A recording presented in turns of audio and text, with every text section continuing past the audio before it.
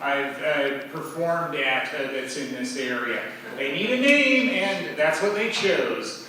Now for the regularly scheduled jokes. Well, I have found things that can be just as entertaining as being at work.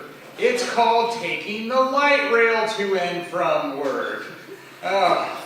One day, this past week after work, I happened to be near the courthouse, and then I noticed that even though it was freezing, it wasn't sub-zero. There was one couple, I guess, was getting married at the courthouse, and then came out for a nice picture, and it's like, wow, you really care a lot about the right type of picture if you're willing to do that.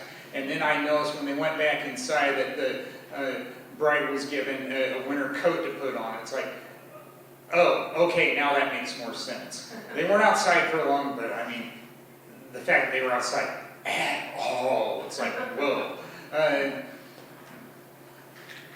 Yeah, I've heard of people doing courthouse weddings, but wow. All right, and then there was something even more entertaining than that when I was riding home, because I was across from somebody who exited pretty early, but the short time that we were in the same presence, it was memorable to say the least. He was eating Kit Kat flavored ice cream. All right, that's not too big of a deal, but it still raised some eyebrows. And then he was talking to himself, and it's like, well, it's hard to say what that means.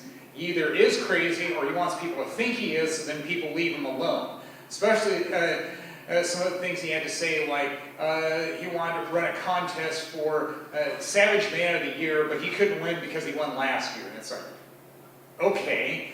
And then the other thing was what he was wearing, which said Gifted Beverly Hills. And it's like, that's probably the name of a clothing brand, but for those who might not know that, they probably wonder, gifted in what? It almost looked like he was using it as a paint shirt, too, where I saw a lot of paint already on it. Yeah, I know that I learned that one quickly once again about taking the light rail to work. The thing I said about it was, leave the weirdos alone. Hopefully they'll leave you alone too. All right. Well, I know that one fellow comic has said he stays on social media, especially Facebook, because he has jokes to write. And it's like, well, that might be my mantra as well, because I have a love-hate relationship with social media. But, there are still some things that boggle the mind, nonetheless, that I see there. I'm connected with my cousins on Facebook. I don't see them in person all that much because we're all in different places in this great nation of ours. And one of them talked about being proud of her daughter being a presidential scholar. No problem there. One thing, though. He posted a picture of the letter showing their home address. Oops! Yeah, that's something that usually gets redacted. I know that when something like that gets shared on a late night talk show, they definitely redact it. And it's social media, so it might be there until the end of time. Yeah, there are certain things I just don't share, and I guess that's one reason why I don't do a lot of postings on social media. I'm definitely not going to point it out to him because he'll probably end up going to a tirade to anybody who does. Kind of like the time when I didn't correct my dad about him mispronouncing movie titles. It's not lethal weapon, it's lethal. It's not Armageddon, it's Armageddon. Yeah, somebody he didn't know corrected him. Better them than me. All right, there's Facebook. Well, I spoke about being the bank employee, so that means time for tales from the bank, like tales from the crypt. Tonight I wrote my notes on a post-it note that I found in the break room. Why was that? Because on the post-it note it said, "Eat me." Yeah, there probably is some backstory that would be helpful here. I found that sticky on a donut box. And I opened the box, and there wasn't a lot left, half a donut, but I ate it. And it's like, okay, I guess somebody must have heeded that message of eat me before that, but that still has a lot of different meanings. because when I think of eat meat, I think of it as an insult, like in the movie Animal House. And as far as I know, it still that usage still leans toward that instead of inviting somebody to eat food in a break room that is free.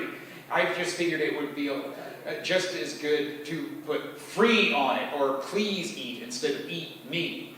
And then another one that I heard also pretty recently was, some people like having dialing meetings in the break room on their laptop while I'm trying to eat. And I don't say anything about that, even though I probably could, because I know that one time recently somebody spoke of money shot, and it's like, yeah, the only money shot I've ever heard of is in porn!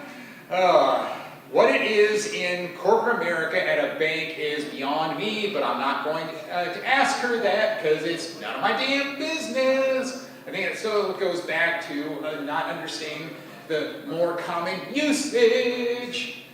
Oh, and yeah, weekends. Sometimes that's fun on the things I end up doing. I went to a credit union annual meeting, and they had a baseball player as the keynote speaker. I love baseball, so it was like, yay!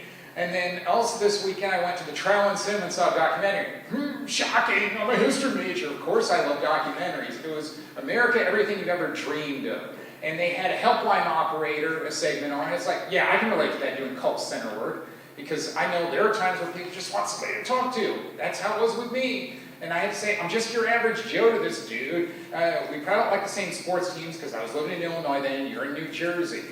And it's like, I just sensed it that he wanted more than just help with his order. And it's like, okay. And so I guess other people can relate to that. Well, that'll do it for me. Thank you all, been great.